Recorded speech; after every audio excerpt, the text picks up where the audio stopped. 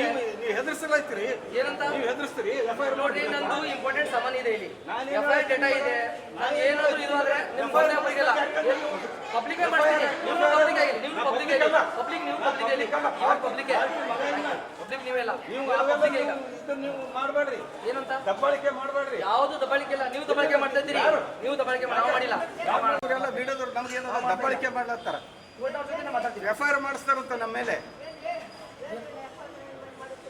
ನನಗೆ ಸಾಮಾನ್ಯ ನಾನು ಸಾಮಾನ್ಯವ ನೋಡ್ರಿ ನನ್ನ ಇಂಪಾರ್ಟೆಂಟ್ ಸಾಮಾನ್ಯವ ಮಾತಾಡ್ತೀನಿ ನೀವೇ ಮಾತಾಡ್ತಿದ್ರಿ ನೀವು ನನಗೆ ಸಂಬಂಧ ಇಲ್ಲ ಈಗ ನೀವು ನನಗೆ ಸಂಬಂಧ ಇಲ್ಲ ನನಗೆ ಸಂಬಂಧ ಇಲ್ಲ ರೇಟಿಂಗ್ ತಗೊಂಡೇವ್ರು ಇವ್ರು ಕರೆದಿದ್ದು ನೀವು ಯಾರು ರೇಟಿಂಗ್ ನೀವು ಬರೋಬರಿ ಇಲ್ಲ ನೀವು ಕೋರ್ಟ್ ಅಷ್ಟು ಇರಬೇಕು ಇಲ್ಲ ಬರ್ಕೊಡ್ರಿ ನಾನು ಬರ್ಕೊಡಿ ಇಲ್ಲ ಇಲ್ಲ ನಾನು ಒಪ್ಪಲ್ಲ ಯಾರು ಇರೋದಿಲ್ಲ ನಾನು ಹೇಳ್ತೀನಿ ಪಂಚಾಯತ್ ಕರೆಸಿ ಪಂಚಾಯತ್ ಕರೆಸಿ ಈಗ ಸದ್ಯ ಯಾವುದು ಈಗ ಸರಸ್ವತಿ ವೈಫ್ ಆಫ್ ನಾರಾಯಣ್ ರಾವ್ ಪಾಸ್ಮಲ್ ಅವ್ರದ್ದು ಏಜು 80. ಸೊ ಅವ್ರದ್ದು ಎಲ್ಲ ಲ್ಯಾಂಡ್ ಅಕ್ವಿಸಿಷನ್ನಲ್ಲಿ ನಮ್ಮ ನಗರಸಭೆ ವತಿಯಿಂದ ಸುಮಾರು 45-50 ವರ್ಷಗಳ ಹಿಂದೆಗೆ ಒಂದು ಆರ್ಡರ್ ಮಾಡಲಾಗಿತ್ತು. ಆ ಹಿನ್ನೆಲೆಯಲ್ಲಿ ನಾವು ಈಗಾಗಲೇ 20 ಲಕ್ಷ ಪೇ ಮಾಡಿದ್ದೀವಿ. ಸೊ ಅಲ್ಲಿ ಸ್ವಲ್ಪ ಅಮೌಂಟ್ ಉಳಿದಿತ್ತು, ಅದಕ್ಕೆ ಈಗ ಇಂಟ್ರೆಸ್ಟು ಮತ್ತು ಅದಕ್ಕೆ ಪೆನಲ್ಟೀಸ್ ಎಲ್ಲ ಇದು ಮಾಡಿಕೊಂಡು ಇವಾಗ ನಮಗೆ 2,82,88,440 ರೂಪಾಯಿ ನಮಗೆ ಇದು ಆಗಿದೆ, ಅದು ಇವಾಗ ಡಿಕ್ರಿ ಆಗಿದೆ. ಸೊ ಈ ಎಲ್ಲ ಹಿನ್ನೆಲೆಯಲ್ಲಿ ಈಗ ಮಾನ್ಯ ಜಿಲ್ಲಾ ನ್ಯಾಯಾಲಯದಿಂದ ಸೊ ನಾವು ಪೇ ಮಾಡಿಲ್ಲ ಅಂಥೇಳಿ ಅವರಿಗೆ ನಮ್ಮ ಅಟ್ಯಾಚ್ಮೆಂಟಿಗೆ ಆರ್ಡರ್ ಆಗಿದೆ.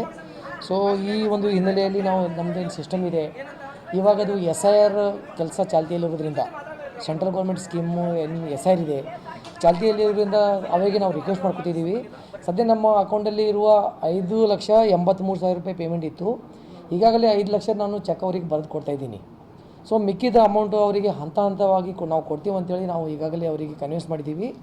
ಅವರು ನಾವು ಒಂದು ತಿಂಗಳ ಹಿಂದಕ್ಕೆ ಅವರು ವಕೀಲರು ಮತ್ತು ನಮ್ಮದು ಲೀಗಲ್ ಅಡ್ವೈಸರು ಮತ್ತು ನಾವು ಸೇರಿ ಮಾನ್ಯ ಜಿಲ್ಲಾಧಿಕಾರಿಗಳ ಗಮನಕ್ಕೆ ತಂದು ಚರ್ಚೆ ಮಾಡಿದಾಗ ಅದು 1 ಕೋಟಿ ಅಂತ ನಾವು ಅದಕ್ಕೆ ಸೆಕ್ರೆಟರಿಗೆ ಬಂದಿದ್ದೀವಿ. ತದನಂತರ ಅವರು 1,25,00,000 ಅವ್ರು ಹೇಳಿದರು. ಸೊ ಅದು ಎಲ್ಲ ಒಂದೆರಡು ಪೇಸಿ ಇವಾಗ ನಾವು ಒಂದು ಆರೋಗ್ಯ ಸರಿ ಇಲ್ಲದ ಕಾರಣ ನಾನು ಮಾನ್ಯ ನ್ಯಾಯಾಲಯಕ್ಕೆ ಅಟೆಂಡ್ ಮಾಡಲಿಕ್ಕೆ ಆಗಿಲ್ಲ. ಈಗ ಆರ್ಡ್ರ್ ಆಗಿದೆ. ಸೊ ಆರ್ಡ್ರಿಗೆ ನಾವು ಯಾವುದೇ ಕಾರಣಕ್ಕೂ ಇದು ಮಾಡಲ್ಲ.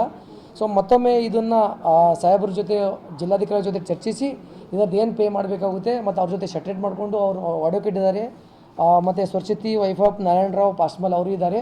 ಅವ್ರ ಜೊತೆ ಎಲ್ಲ ಚರ್ಚೆ ಮಾಡಿ ಏನಿದೆ ಯಾವುದು ಲೀಗಲ್ ನಮ್ದು ಹೇಳುತ್ತೆ ಮತ್ತು ಅವ್ರು ಏನು ಒಪ್ಕೋತಾರೆ ಆ ಒಂದು ಹಿನ್ನೆಲೆಯಲ್ಲಿ ನಮ್ಮ ಮಾನ್ಯ ಜಿಲ್ಲಾಧಿಕಾರಿಗಳು ಅಡ್ಮಿನಿಸ್ಟ್ರೇಟಿವ್ ಇದ್ದಾರೆ, ಯಾಕಂತಂದರೆ ಅವರು ಆಡಳಿತಾಧಿಕಾರಿ ಇವಾಗ. ಸೊ ಅವ್ರ ಜೊತೆ ಒಂದು ಸರಿ ಚರ್ಚೆ ಮಾಡಿ ಅವ್ರದ್ದೆಲ್ಲ ಅಪ್ರೂವಲ್ ತೊಗೊಂಡು ಅವ್ರದ್ದು ಏನು ಪೇಮೆಂಟ್ ಇದೆ ಹಂತವಾಗಿ ಅವರಿಗೆ ಕೊಡ್ಲಿಕ್ಕೆ ಎಲ್ಲ ಪ್ರಾಮಾಣಿಕ ಪ್ರಯತ್ನ ನಾನು ಮಾಡಲಿಕ್ಕೆ ಪ್ರಯತ್ನ ಮಾಡ್ತೀನಿ.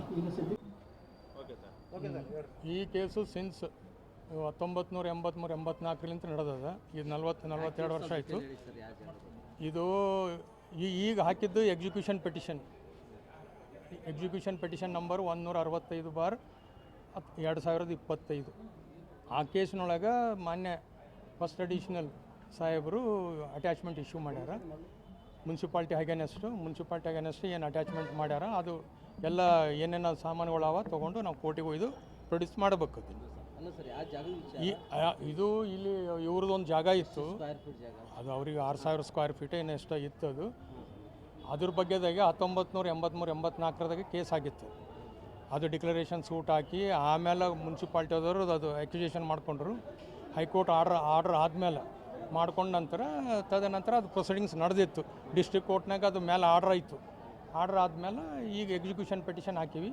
ಅದು ಈಗ 42 ವರ್ಷದಿಂದ ಅಮ್ಮ ಪರಿಹಾರ ಕೊಟ್ಟಿಲ್ಲ.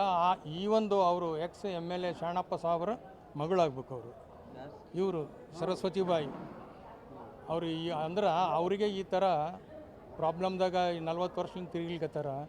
ಅದಕ್ಕೆ ಮಾನ್ಯ ನ್ಯಾಯಾಲಯ ಅದಕ್ಕೆ ಪರಿಹಾರ ಕೊಟ್ಟಿತ್ತು. ಅಟ್ಯಾಚ್ಮೆಂಟ್ ಮಾಡ್ಲಿಕ್ಕೆ ಬಂದಾರ ಅವರು. ಈಗ ಅದು ಅಟ್ಯಾಚ್ಮೆಂಟ್ಗೆ ಪ್ರೋತ್ಸಾಹ ಕೊಡ್ಬೇಕು ಅವರು. ಅದನ್ನು ಬಿಟ್ಟು ನಾವು ಅಡೆತಡೆ ಮಾಡ್ತಾರೆ ಅದು ಮಾಡ್ತಾರೆ ಅಂತ ಅನ್ನೋದು ಬರೋಂಗಿಲ್ಲ. ಅದಕ್ಕೆ 2,50,00,000 ರೂಪಾಯಿ ಅದು ಟೋಟಲ್ ಪರಿಹಾರ ಅಷ್ಟೇ.